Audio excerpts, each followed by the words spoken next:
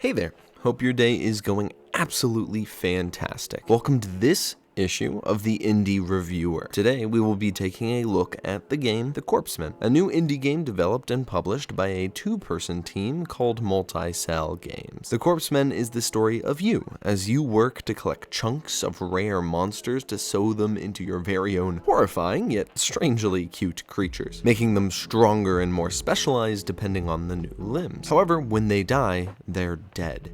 You gotta start all over again, as per the roguelite genre, which this is a part of. Now, before we get into this, I want to quickly disclose that while this video is not sponsored at all, Multi-Cell Games was kind enough to send me a copy of their game. I will still do my best to give you the positives and negatives as always, but just in case I have some kind of underlying bias, I wanted to make that fully clear. As mentioned, this is a roguelike, combined with a deck builder. Not to mention its premise of creating a Frankensteinian monster out of creatures and animals you meet during your adventures is a really fun, yet grotesque twist I fell immediately in love with. I also found myself really enjoying its kind of Avatar: The Last Airbender-y art style, and it led into making the grotesque premise feel more unnerving in a strange way, yet also cute. Look at this little fella. What a cutie patootie. After a useful yet drawn out tutorial, you get tossed into the thick of it. The basis of this game is not entirely unlike many games of the genre. You progress through a map that leads you through a couple of potential paths along it. There are spaces where you combat enemies, stop and rest, events, bosses, not unlike Slay the Spire or Mortal Glory. In fact, the closest cousin to this game is definitely Slay the Spire, due to the roguelite setup combined with card gaming tactics. You can absolutely see the inspiration shine through here. How they shake things up, however, is with their main marketing point: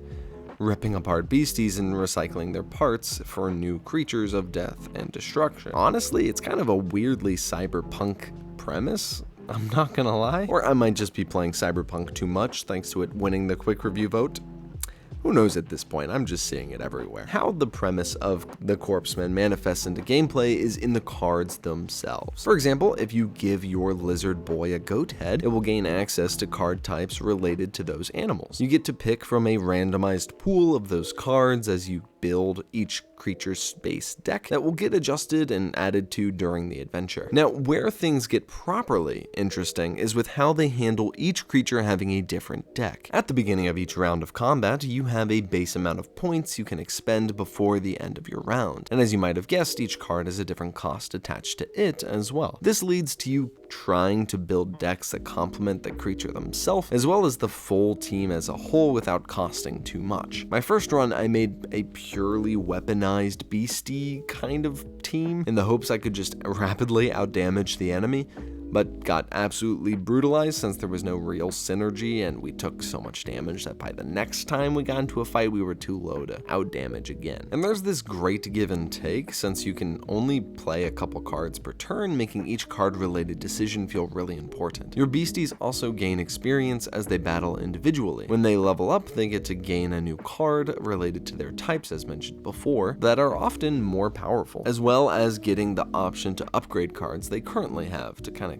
keep the deck at an equal level of badassery. It just does a really good job of making it feel like your monsters are growing as they go. Of course, then it's even more traumatizing when they get eviscerated because you made a goddamned misstep. Now, while overall I've been very positive about this game, I do have a couple negatives I would like to mention before we get to my final remarks. I do think it has some balancing things it needs to work on. Some levels that are supposed to be elite feel easier than normal adds, and those normal adds can sometimes mess your shit up out of nowhere. While I love permadeath, as you guys know, it becomes a hindrance when some fights feel out of your control even in the earlier levels. Side note, however, I still love the permadeath. That addition of anxiety to a fight is just irreplaceable in any game.